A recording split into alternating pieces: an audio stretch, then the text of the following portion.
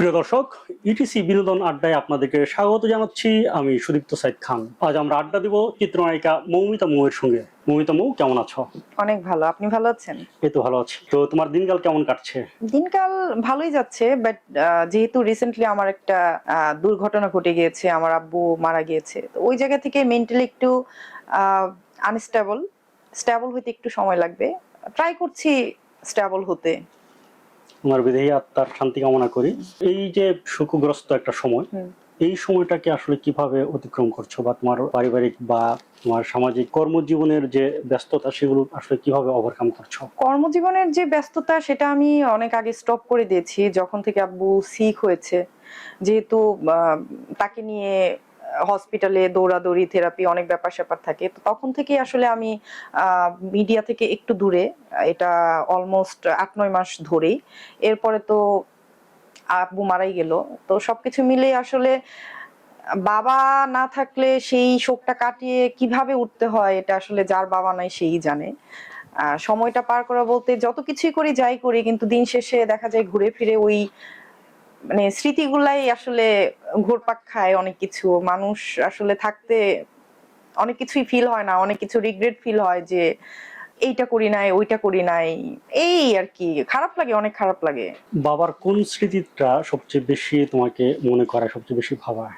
অনেক স্মৃতি, মানে এখন স্মৃতি আমি আসলে বলে আমি ইমোশনাল হয়ে যাচ্ছি। মানে আমার আব্বু আসলে হুট করেই মারা যায়। তার এই সিচুয়েশনে মারা যাওয়ার কথা ছিল না, যেহেতু ক্যান্সার ধরা পড়েছিল।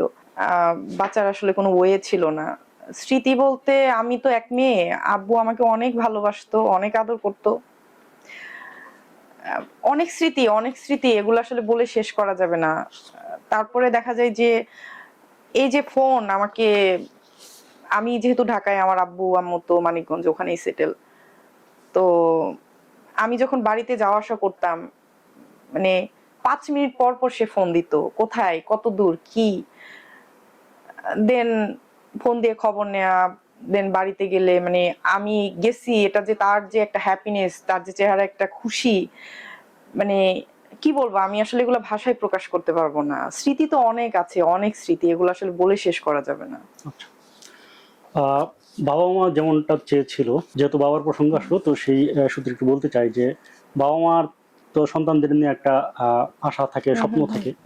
তো ওই জায়গা থেকে তোমার বাবা মা তোমাকে নিয়ে যে স্বপ্নটা দেখেছিল সেটা কি তুমি পূরণ করতে পেরেছিলা, নাকি পূরণ করতে পারো নাই, বা না করে থাকলে সেই সেই আক্ষেপটা তোমার ভেতর কাজ করে কিনা? না, পারি নাই।